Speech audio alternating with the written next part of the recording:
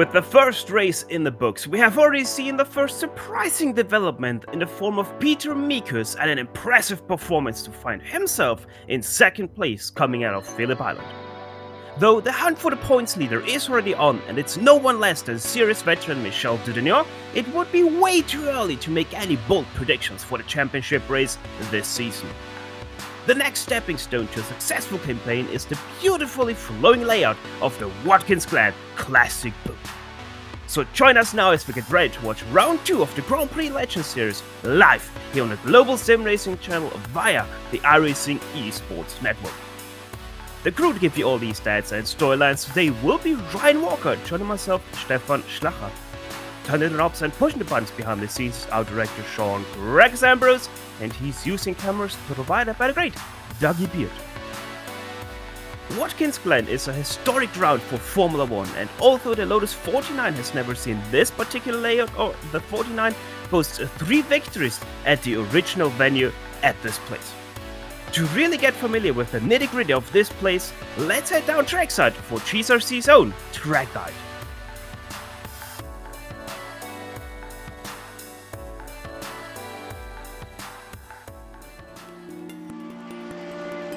Welcome to Watkins Glen International.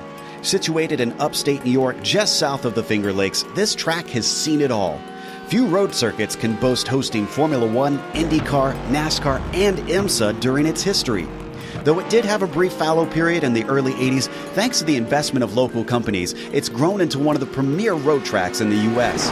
With 4 layouts to choose from that range between 2.5 and 3.5 miles in length, lap times can vary greatly. But it also means it's suitable for lots of different levels of racing, from amateur to pro. The one thing that stays consistent no matter which car and which layout you're using is that Watkins Glen means speed. Many of the straights are very long, and the majority of the corners are fast sweepers. Some of them include a surprising amount of banking as well. Combine that with the proximity of the barriers, and this historic circuit retains a very old-school feel. Drivers in lesser-powered cars can expect drafting battles, while higher-powered machinery will test the skill and bravery of their pilots. Some of the turns are visually iconic, such as the carousel and the S's. Others, like the inner loop, the chute, and turn 9, greatly challenge even the expertly skilled. And of course, we haven't even mentioned the drastic amount of elevation change drivers experience. Between its rich history and popularity among drivers, this track stays busy and seems likely to be that way for a long, long time.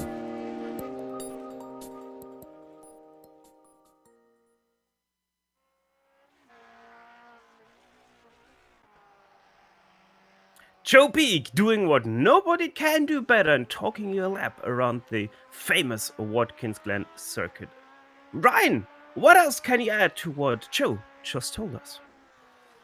Watkins Glen, such an iconic and fantastic track, and one of my favourites on the iRacing service. And just a few facts about the track: it hosts the IMSA WeatherTech Sports Car Championship in real life, and also has hosted a whole range of SCCA series as well in real life. And today we'll be using the classic boot layout, and the track has 11 turns, and the length for the track is 3.4 miles or 5.47 kilometers. I prefer to use that. And today, as always, it will be hosting the Grand Prix Legends with this fantastic Lotus 49 car. Fantastic in very deed, Ryan. Now, as already mentioned, we're on the second round of the season, so obviously the championship standings will reflect exactly that outcome of the first race of the season, and that was won, as already mentioned, by the Frenchman of Michel Dudignon. He's 5 points ahead of Peter Mikus. Robotnik 10 points behind, with Sadro finishing 4th place in the race last week, and Ove Trengrid, the Norwegian, right now sitting in 5th place. Ryan, the Formula 2 Championship, we have a few new names in that one. How are we looking for that one? Yeah, a few new names in the standings for the F2 Championship that we have not really seen before. But at the moment, it's currently being led, I should say, by David Rossi with 277 points, with Robert Plumley a further 25 points behind. Just good to see Plumley having a good season so far, or a good start to the season. And then Brennan Cleveland rounding out the top 3 with 108 points, and then rounding out the rest of the the rest of the championship is Colin Coker in 4th, and then in 5th place it's Paul Farah. Yeah, a good start to the season, always very vital, and that is exactly what Robert Plumley did. Now, as always, we have the Nations Cup to round out your championship standings, like they had back in the times they didn't have a constructor championship, but a Nations Cup, and that's also what those guys have up here. Obviously, France is leading that one with 50 points. That is actually the standings from last season, where France won that one. But it pretty much reflects the F1 Drivers' Championship, with Slovakia being in 2nd place and Germany in 3rd. So it is not too much different from what you saw from that chart right there. Either way, qualifying is going on right now, and as always, you can see that qualifying and the whole of the Lotus 49 community on the iRacing Esports Network. Make sure to like and especially subscribe if you haven't done so yet. You'll know for sure if you haven't, as that button right below this broadcast will still be bright red. In this race, we also have maybe a few new drivers. Ryan, how are we looking for those race details? So yeah, some basic information about the series and the race detail, or the race details for this series, I should say, for anyone that's tuning in for the first time or isn't sure how it goes. This is the second round of the 12-round season, and the race length for today at Watkins Glen will be 20 laps. And as always, the setup for this series is open. So if you want to make any basic adjustments, be it tire pressures, camber, ride height, suspension, anything like that, then you are free to do so. And the incident limit will be 17x. So if you get to 17x, you will get a penalty, and if you go over that, you will be automatically disqualified.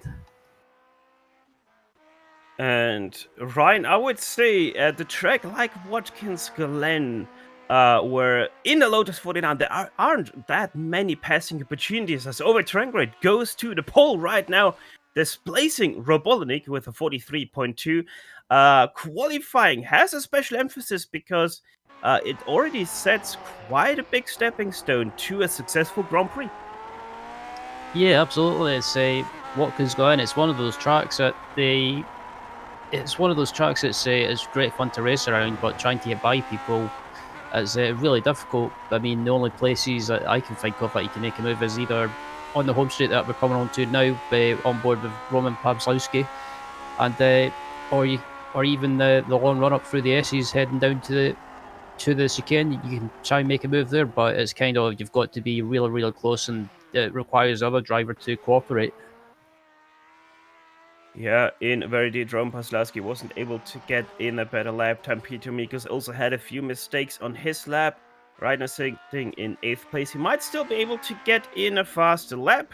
No, not this time around. A 44.5 for him, so he continues to sit in 8th place. And now we want to give you a little message from the Grand Prix Legends community. They would like to kindly ask you, the Lotus 49 fans, for a donation into their broadcast fund. If you'd like to find out more about these donations or their broadcast fund, please have a look into the description of this broadcast. Every dollar counts. The Lotus 49 community thanks you for considering a donation, and they also thank everyone that has already donated into their broadcast fund. As Antonio Rees comes over the finish line with a 46.664. That wasn't faster, so he continues to sit in 9th place. As Heideko Cavisto comes across the line to complete his lap, he does a 46.5, but he doesn't improve. Yeah, he did put in a faster lap time by about 5/10, but it wasn't good enough to put him any further up the road. So he is still in 21st. Hideki, obviously one of those classic car specialists coming over from the Camel GT series to have a go in the Lotus 49's Thomas Top, makes his way into turn 1. He is sitting right now in 18th place. He's also one of the new drivers that we see in today's race, which has, by the way, 36 drivers on the grid today. So we will have to speed a little bit more through this grid than we usually do. Overtrain is sitting on top of the grid. He is the pole sitter for this one, ahead of Rob Olenek. Only about 1/10 separates those two, with Michel Dudin already sitting 2/10 behind Rob Olenek in third place. Bill Tyler, a strong performance from him in qualifying. He is sitting in fourth place, with Roman Paslowski in fifth. Bruce Nelson in sixth. Nikola Kochi will be lining up in seventh place, with Peter Mikus, second place driver of the championship, only in 8th place. Antonio Rees 9th, and David Rossi rounds up your top 10 of the grid. Starting at 11th for row 6 is Gary Teal. Alongside him is Chris Maragami in 12th. In row 7 we've got Alessandro Parigi in 13th, and alongside him is Fabrizio Missani.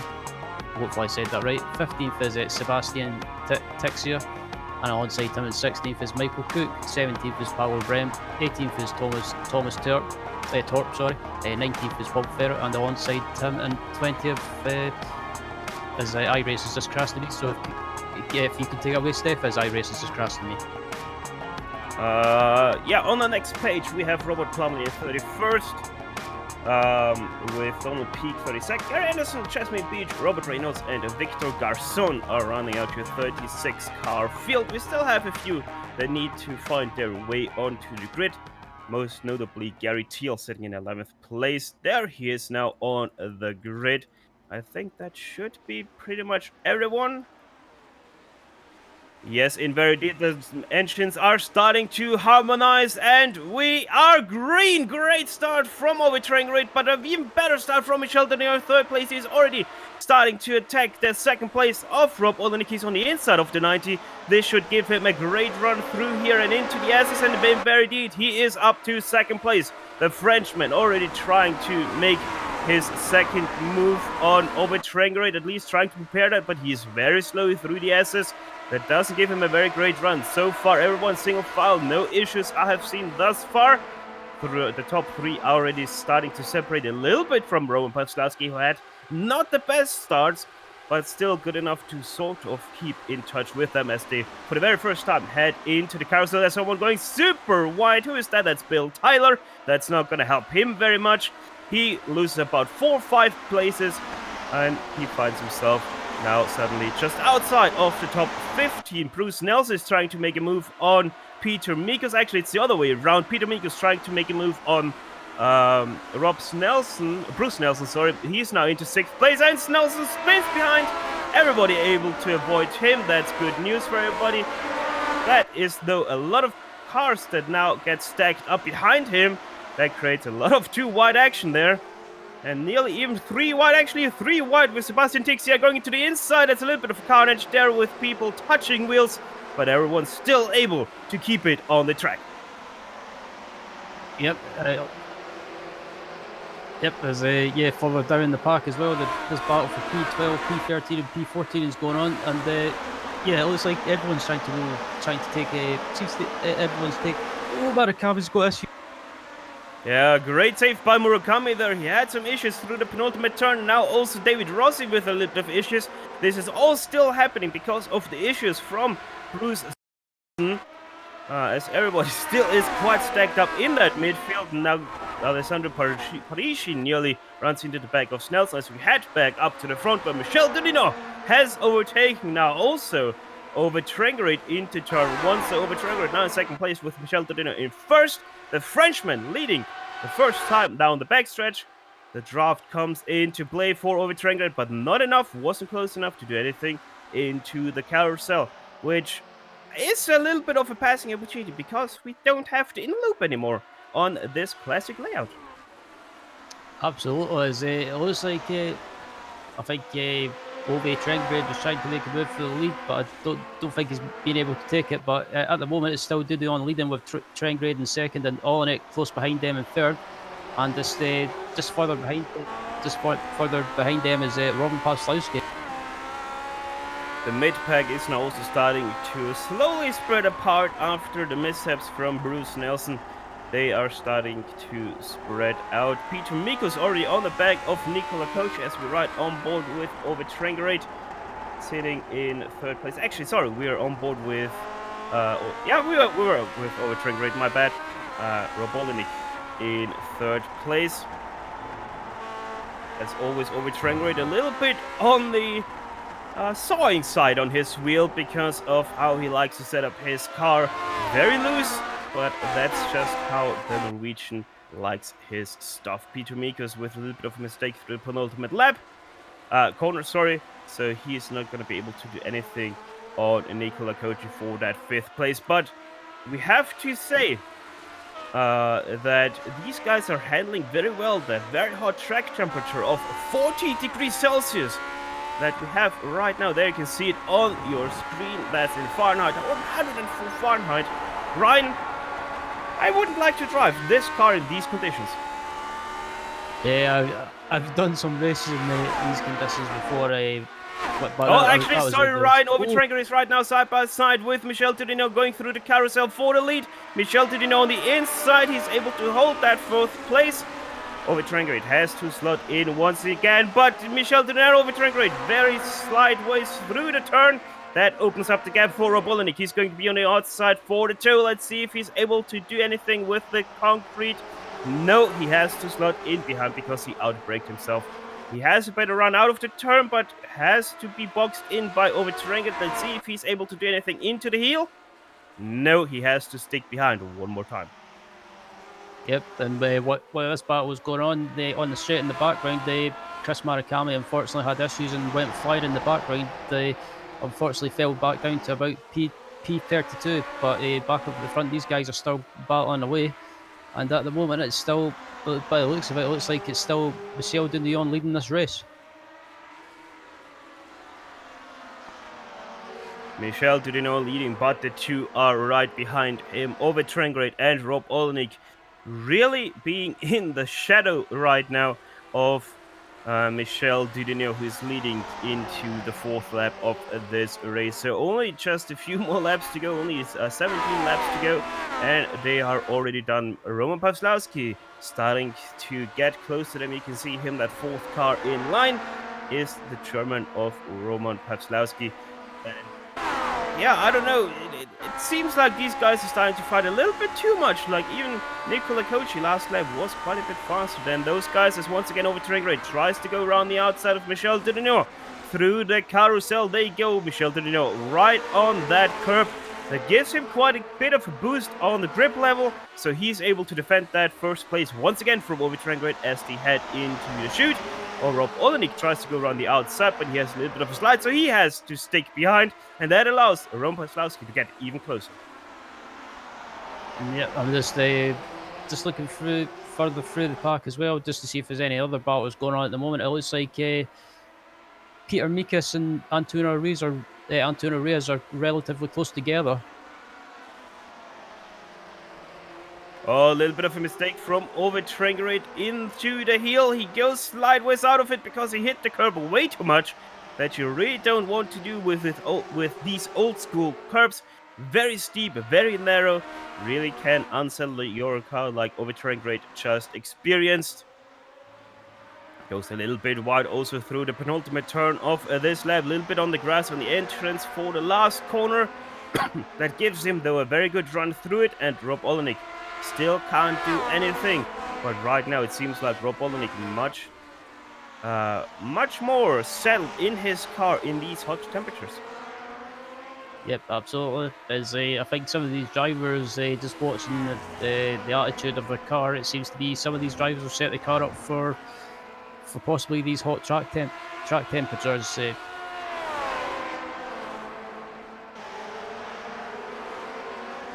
As the top 3 span out a little bit, we're going to go back a little bit into the midst of the field. That's for P number 12, Paul Ferrer, leading a train that consists of Paolo Brem, Hideki Koivisto, Thomas Torp, Daniel Neumann, and I would also count Fabrizio Mazzani into that. So all the way down to 17th place. Actually, Brian Cleveland also not too far behind, so this goes all the way down to 18th place with Hideki Koivisto having a little bit of a look to the inside. Paolo Brem with a little bit of a mistake through that carousel, probably because of that, looking a little bit too much into his mirrors. As they bunch up together once again going through the chute. Maybe we see something from Thomas Torp. He goes to the inside of Hideki Koivisto, but He has to brake quite early.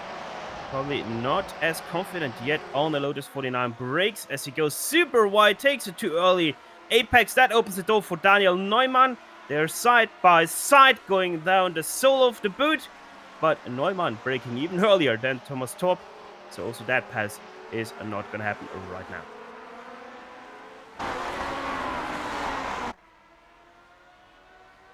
Back up to the front, leaving this battle train. It's still Michel Tedinho leading everyone, with Rob Olenek now posting the fastest lap of the race. By the way, one thing we have to say is only 25 drivers remain in this race. We've already lost 11 drivers in today's race, so the attrition, probably also because of the 40 degrees Celsius on the track, is quite high.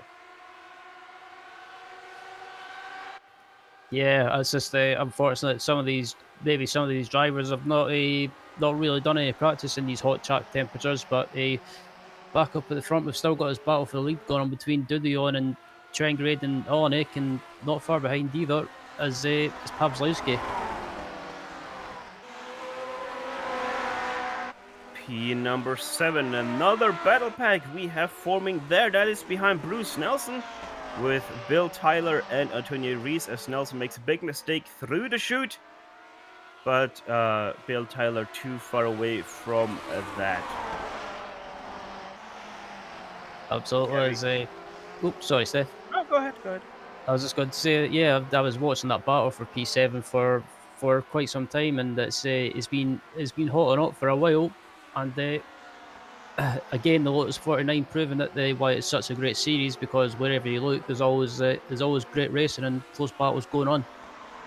Yeah, another mistake by Bruce Nelson. Another mistake by Bruce Nelson. Now side by side, maybe. No, Bill Tyler decides to go out of that.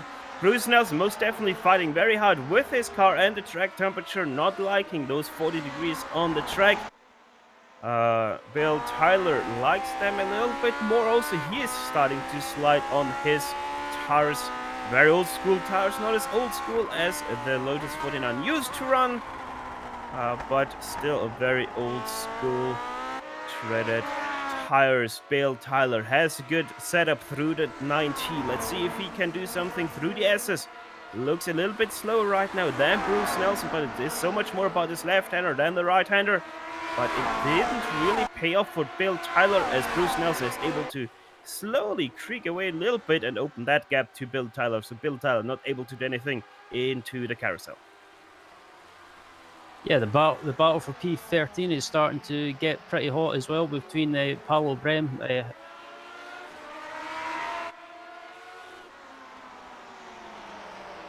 So up in the front, we have Ovid Trengrade being attacked by Rob Olenek. Rob Olenek trying to look left, trying to look right, but it's not paying off for him right now. Now he looks to the right once again. The outbreaks Ovid Trengrade. That's not something he can do very easily. Rob Olenek, though, he keeps it on the apex. Ovid Trengrade has to go around the outside, and that's not going to be able to defend his position. So Rob Olenek finally back up to second place. Let's see if he's able to attack the Frenchman without directly making a mistake. Hits the wall. He spun around. That's not going to help him very much. Now he has to wait a very long time. Has to get past 2 cars. The next train comes already with Bruce Nelson. He has to wait once again. That's a very long stop for him. Now he's able to go again. And that is a lot of damage to the Norwegian's car. Yeah, just looking at the replay now, and that was unfortunate for Overy. I think he might have just gotten the power too much, or gave it too much throttle and just got sideways, and yeah, he just lost the rear into the wall he went, and he was just a passenger from there on in. Yeah, that just is the combination of the hot track and the setups that Ovid Trengrade likes to do. Now we're gonna have that look back to the P13 find. It actually is starting to be about P11, with a few drivers making mistakes ahead of them. They have been able to gain a position, namely, obviously, because of Ovid Trengrade.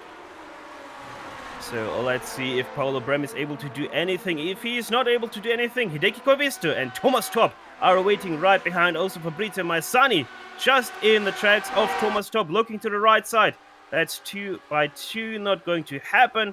With Hideki Kovista going out of the throttle quite early. Paulo Brems sideways for him. He's able to catch that. Paul Ferreira up ahead goes super wide at the exit of the carousel. It's not going to help him. Paulo Bremer right in the track of that Iberian up ahead of him.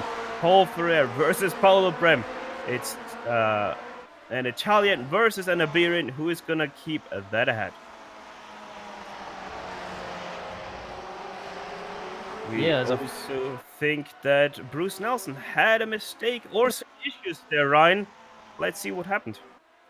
Yeah, issues for Snelson. Just look at the replay now to see what happened to him, and it looks like he might have just he went offline and just caught the grass and had a spin, slightly grazed the wall, but nothing major. Managed to keep going and get on. Yeah, and Ryan, that is quite an easy mistake to do. You would be surprised how easy it is. Yes, it's what as a battle between Kuchi and Mikos is going on at the moment for P4, and Peter Mikos has been one of those drivers that he improved a lot towards the end of last season, and again he's shown his good form at the start of this season as well. So good to see Peter having a good run up at the front. Though one thing we have to mention is that Peter Mikos, from the performance of last week, has fallen off quite a bit, already about 7 seconds behind your leader of Michel Denier. So it's not going to really help his cause right now in the early stages of this championship, as Nicola Kochi goes a little bit wide. Once again, looking back to that P12.5 for Fabrizio Maisani, a little bit sideways through the carousel. Thomas Top not able to do anything with that, decides to stick behind, just in case something happens with Fabrizio. He's able to save his car though, as they now head into the chute.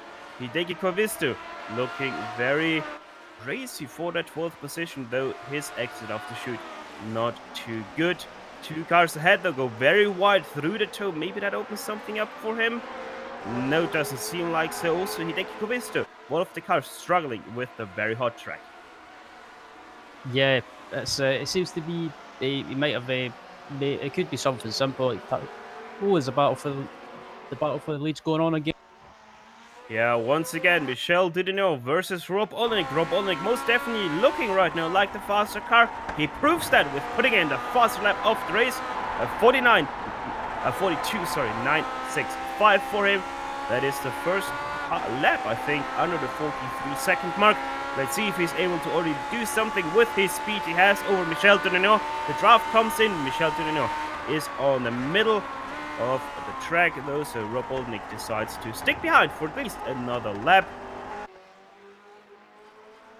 Through the carousel they head for the 10th time of this race, about halfway through the race.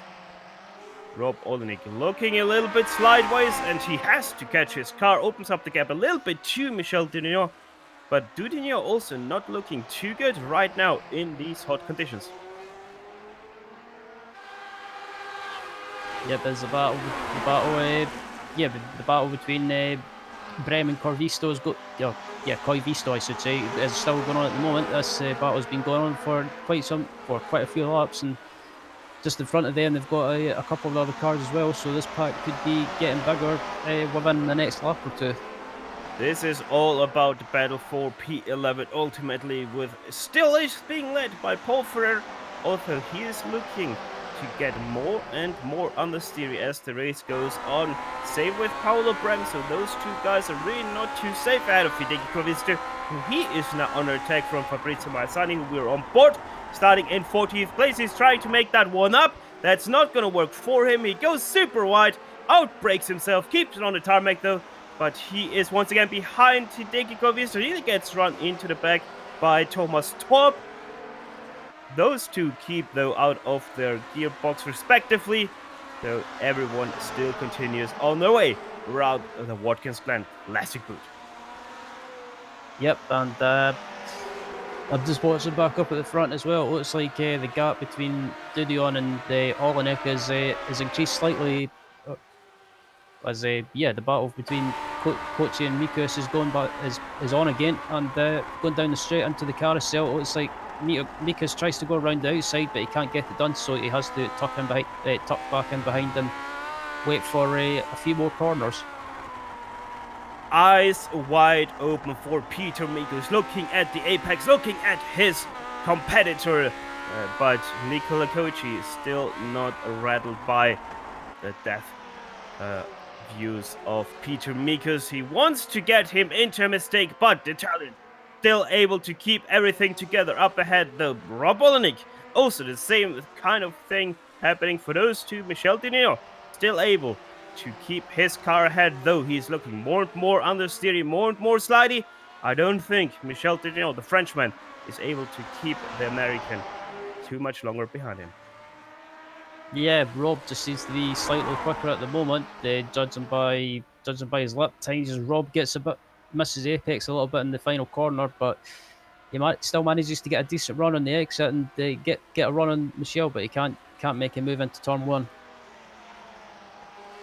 Not into turn one. He also doesn't get as good of a launch out of the 90 as Michel did ahead of him. But let's see how they are able to take the S's. Looks like Rob Olenek a little bit faster through that, but only on the first part, with Michel Tudino really able to set up the second part, and thus once again streaks away slightly, so that Rob Olenek not able to do anything into the carousel. Rome Pawlowski in the meantime, third place for him. He really hasn't been able to go the speed that the first two are going, already about 3.5 seconds behind those two at the front.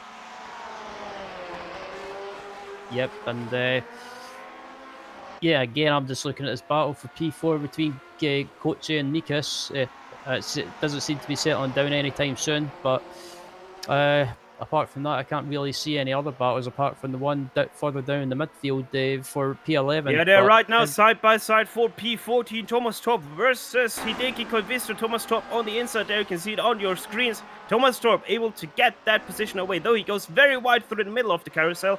Maybe that opens the gap for Hideki Koivisto, and so it does indeed. Hideki Koivisto once again back into 14th place.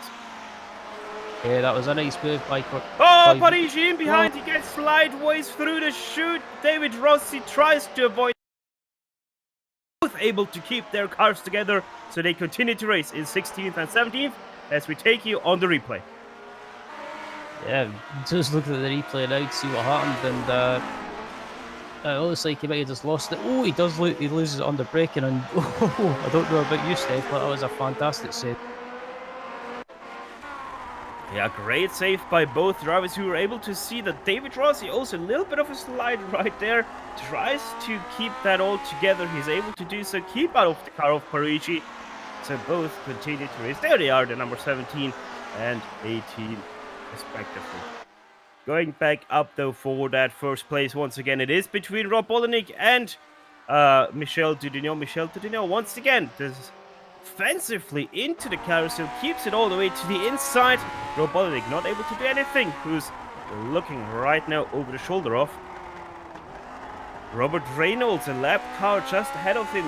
You're able to see him quite nicely there on the onboard of Rob Olenek. Hopefully he's able to get quite nicely out of the way and doesn't disturb this battle as Rob Olenek creeps closer and closer to the gearbox of that French driver. Yep, as the back marker moves out the way real early, allows these two guys through. And again, it looks like Rob is a slightly quicker driver at the moment. He seems to be slightly quicker than Michel, but he doesn't seem to be able to get by. So, but again, on the other hand, it's great defensive driving by Michel at the moment, which is fantastic to watch. Yeah, the Frenchman always one that is exquisite in defending his places. Always hard to get around as another back marker comes into play. That is Jasmine Beach. Sticks to the very left side of the track, and both are unharmed by that back marker. So once again, Rob Olenek on the attack, going through the 90. This time he gets a very good launch out of the corner. Is closer than we have seen him in previous attempts. Let's see how he's able to go through the S's to the left.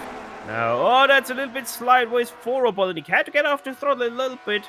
So I don't think he's going to be there going into the carousel. But let's have a look. The draft is very strong in this car. But no, it's not enough for Rob Olenek. Yep, as Rob takes a sneaky look up the inside, just tries to show Michelle he's there, but Michelle again defending brilliantly and just doing everything he can to keep Rob behind as Rob closes up slightly under braking. Yeah, Rob Olenek much stronger right now under braking than Michel Didinho. There we go once again. He actually goes a little bit side by side with the Frenchman going into the toe. He's able to get a good launch out of the toe. This might be the best chance that we have seen from Rob Olenek. Michel Didinho goes very early on the defensive part into by side. Now Rob Olenek on the outside. Little bit of a from Michel Didinho that should seal the deal. No, he's also sideways. Oh, they nearly touch. Rob Olenek still side by side with Michel Didinho. Rob Olenek goes a little bit too deep into the connection back onto the original layout of Watkins, Glen, but he's able to seal the deal. Rob Olenek up into first place. Well, that was a bit of a guessing it was a bit of a heart and mouth moment for both of these guys, but luckily they managed to both survive and Rob Olenek up into the lead. Now it'll be interesting to see if he can pull away from Michelle and try and build up a bit of a gap. But with this long straight, coming up after as Rob gets sideways into turn one, with this run up through the S's up into the straight, it may give Michelle a chance to stick with him. Yeah, he is able to be much better through the S's, keeps a lot more speed up than Rob Olenek. That might be down to the lines that he is taking once again. Look at that speed Michel Didinho has over Rob Olenek. Or side by side they go. Not gonna go through the chicane because they don't have to. This is the classic layout. It's a full straight of stretch here. And Michel Didinho once again on the inside at the carousel. Rob Olenek tries to hold his position, but no, the Frenchman comes out on top, out of the carousel. So Michel Didinho once again in first place. Rob Olenek tries to attack right away once again through the chute they go. But it's not going to prevail for him, so he has to stick behind once again in second place. And the battle for P4 as well. I've just been keeping an eye on that as Olenek gets a bit sideways on the exit. The battle for P4. Mikus is up into P4 and Kochi is fell back down to P5. Rob Olenek side by side once again through the hill, this time a little bit later than he wanted to be side by side with Michel Didinho, so he's not going to be able to do anything right now. Tries to set up the exit once again off the... Oh, shortcut in touch! Rob Olenek touches the back of Michel Didinho. Michel Didinho gets loose because of that, and they change places. Once again, Rob Olenek now into first place. That wasn't the clearest move, but I think it was aided a little bit by netcode. Let's see if Rob Olenek feels guilty about that one. He is a little bit slower on the straight. Michel Didinho tucks to the right side. Inside for the 90 degree. Lap number 16. They have just started. Michel Didinho tries to take back that first place immediately, but they're still side by side going through the S's. That's the first time we have seen them go side by side through that. Rob Olenek on the left side gets closed down by Michel Didinho. Michel Didinho once again into first place he goes. Yeah, that was a bit of a risky move by Michel, but luckily it paid off and he retakes the lead and is pulling away slightly from Rob Olenek, who lost a bit of speed through the S's due to trying to go side by side. But Watson Rob under brake to be able to close that gap back up. They are already on only 5 laps to go, 4.5 if you count the track length. As it seems like Fabrizio just had a problem. Let's have a look at what happened there. Number 13. Oh my goodness, what happened there? What happened to the Italian in that one? That looked super weird. He already has damage. Yeah, he already has damage, and then the car just takes a left turn. That actually started on the shortcut already with him losing the car. Then he gets run into by Paolo Brem. So that explains the damage, and then I think just because of the loads that he had to take there, that is why he had that strange accident of himself. Back up front though, Michel Didinho still leads this race with 4 laps to go ahead of Rob Olenek and third place Ron Paslowski.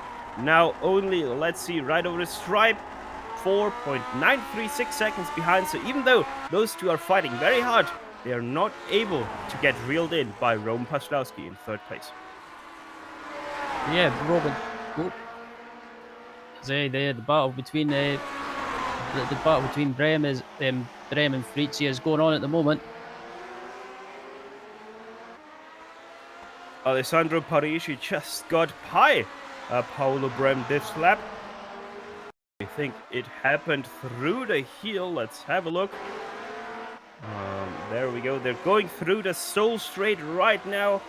Paolo Brem being the car from the 19 that just outbrakes himself quite heavily, and that gave the position away to Alessandro Parisi, who he is now in P number 12. Up front once again, Rob Olenek tried to make a little bit of a dive bomb into the toe. It didn't really work for him as he had to go around the outside of Michel Dudino, but it did set him up for the exit out of the toe into the heel, though too far away from that little bit of a mistake. So he has to stick once again behind in second place. And I'm just watching Olenek at the moment. That was a bit of a squeaky moment.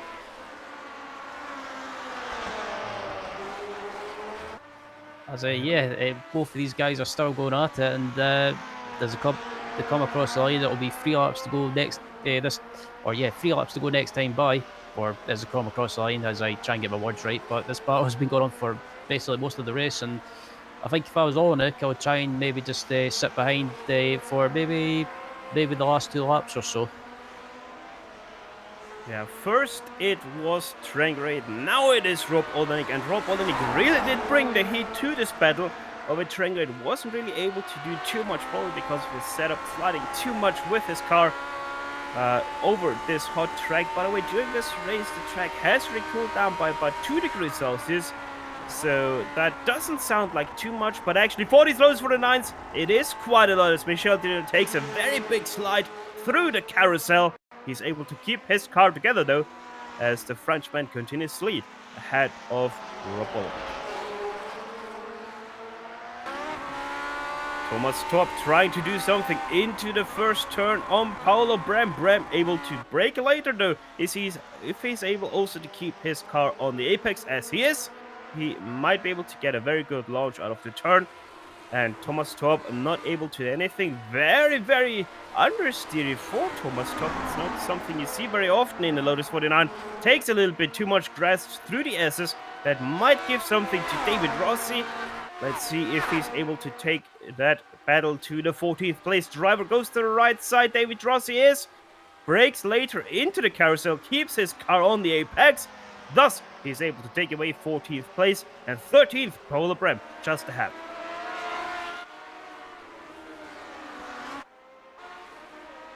Back to the lead we go as they lap Osmar Schulz. The German driver goes a lap down in 31st.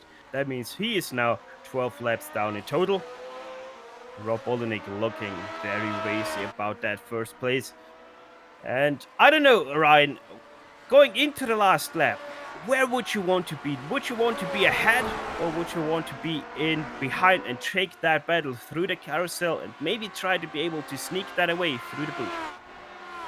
It's a difficult situation to be in. I mean, if I was the person in second, I would prefer to sit behind. But in a racer's mind, you want to be in front, possibly going on to the last lap as well. But being the car behind, you've got the better advantage because you've got the slipstream. Oh, Jesus! Side by side yet again, Rob Olenek with a mistake from Michel Dudino. He's not able to do anything through the chute though, so he has to stick behind yet again. But it is looking more and more like Rob Olenek most definitely has the better car under his buttocks right now, as we are on board with Rob Olenek looking over his right shoulder. Rob Olenek looking a little bit more stable in his setup right now than Michel Dudino, though they are lapping pretty much the same laps as Michel Dudino. Once again, a little bit sideways out of the shortcut, keeps his car together, going into the penultimate corner, a little bit sideways from both of them. That's not something you should be quite wary about. Rob Olenek tries to do a little bit of dive bomb into the last turn. That doesn't give him the line he wanted, so he has to stay behind though. It also compromised Michel Dudino as they head into the last lap, side by side, once again going into the first turn. Rob Olenek on the outside, Michel Dudino on the inside. They're side by side still. That doesn't give the preferred line to Rob Olenek. He has to stick behind. This might be one of the best chances we have seen from Rob Olenek to take that first place away as they head through the S's. He's very close behind the Frenchman of Michel Dudinot, who is still leading this race after all those laps. Goes to the left side by side for the lead they are now. Who is going to prevail? Rob Olenek is able to break later into the carousel. He has the outside line, maybe boxes in Michel Dudinot a little bit. No, he isn't. Michel Dudinot gets enough room to go out to the outside, boxes in Rob Olenek. Both outbreak themselves into the chute. Rob Olenek goes past into the lead of Michel Dudinot. Last lap pass for the lead. Is he able to keep this together? That will be a huge step to the right side of the direction for the point standings. Rob Olenek out of the hole. Yeah, He's able to keep his car together. Sorry, Ryan. Michel Dudinot in second place. Little bit of a slide for Rob Olenek through the heel. They have a lap car coming up. That tunnel peak shouldn't be a problem for them as they head through the shortcut one last time. Rob Olenek keeps his car together ahead of the Frenchman. If he's able to just go through these last two turns, he will be victorious here at Watkins Glen. Rob Olenek through the last turn. He goes perfectly smooth. Rob Olenek is your winner here at Watkins Glen for the Grand Prix Legends Series Round 2. And Roman Paslowski's he's coming across the line to finish to round out the podium, and behind him will be. The battle for P13 is still going on at the moment. Oh, look at this! This pack of cars is going on. This battle for P13 is going on. This is between Torque, Bren, Rossi, and Evans. Rossi. Sorry, there's so much going on. I'm trying to keep up, but this battle is fantastic. Paolo Brem had to concede that place to Thomas Top. The first time we see him in this race, and he's already up to 13th place. Paolo Brem tries to do something into the shortcut, not able to do anything there. Maybe he's able to create something through the last turn. Let's have a look. The Iberian nearly gets pressured by David Rossi, who makes a mistake in behind. That moves Hideki Koivisto and Sebastian Tixier up a position. Thomas Tob will be coming away with 13th place ahead of Paolo Brem, Hideki Koivisto, Sebastian Tixier, and David Rossi only finishes in 18th place. Actually, that was a 16th place for David Rossi. But now we really have to take a breather here, but we will be quickly back for post-race show, where we will run you down the unofficial finishing order, talk to some of the drivers, and close off an eventful race. So don't step away too far as GSRC will be back after these messages.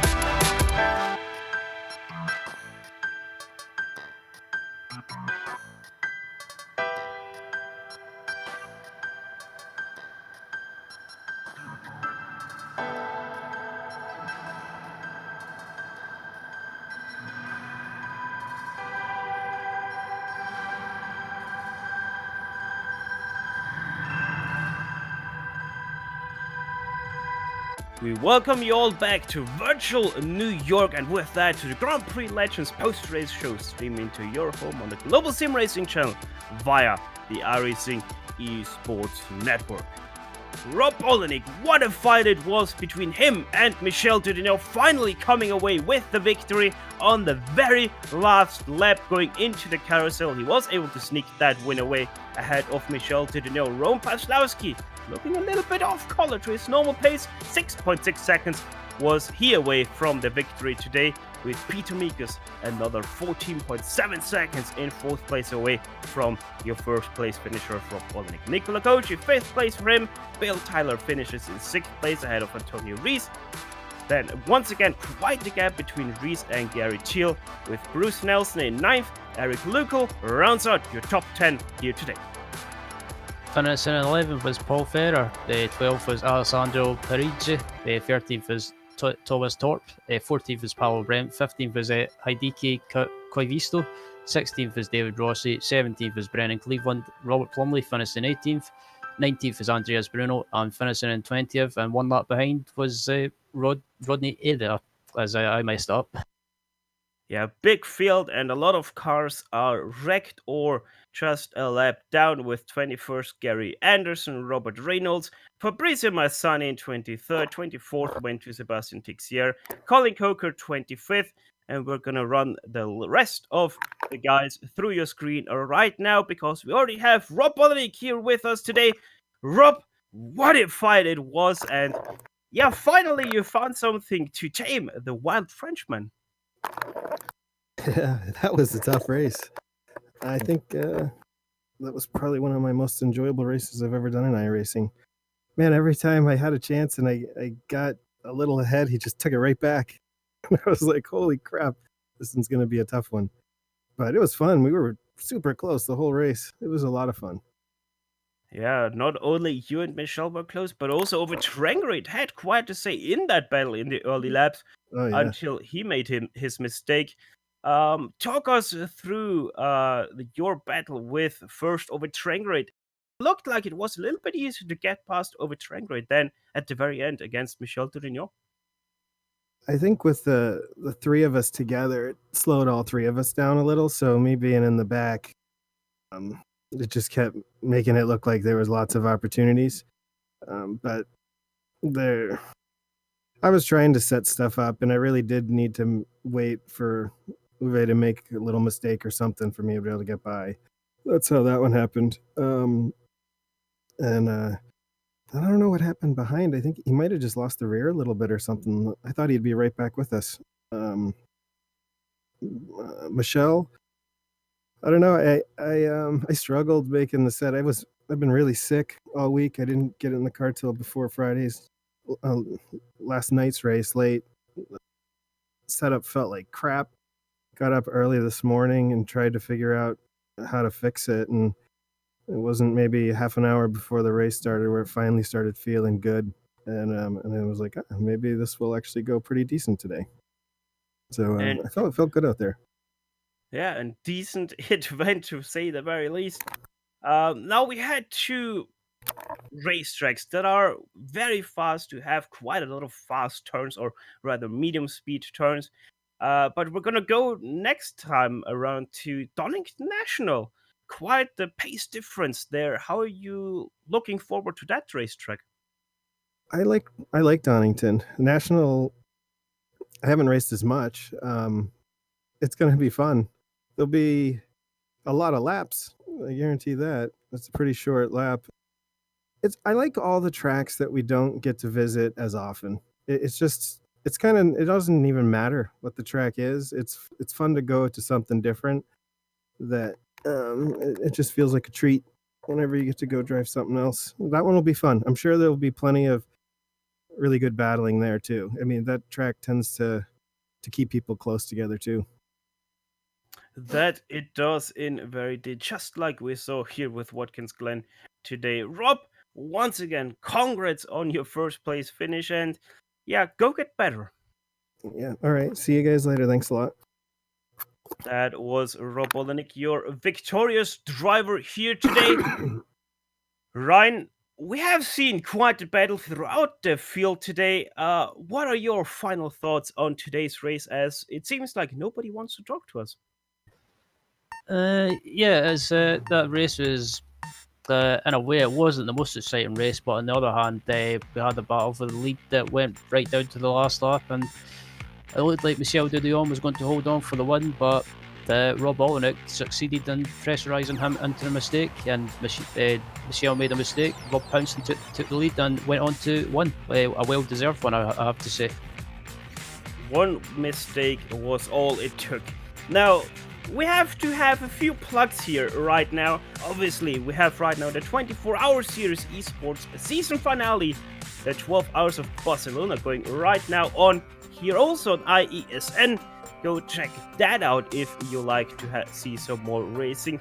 We also have the Camel GT series over on our own YouTube channel at GSRC. That one starts at 1 p.m. Eastern Time. Then we also will have the IMSA at Sebring. That is going to go down with a lot of IMSA drivers here on iRacing. Also, the iRacing Esports Network, that is going to go live on 2 p.m. Eastern Time.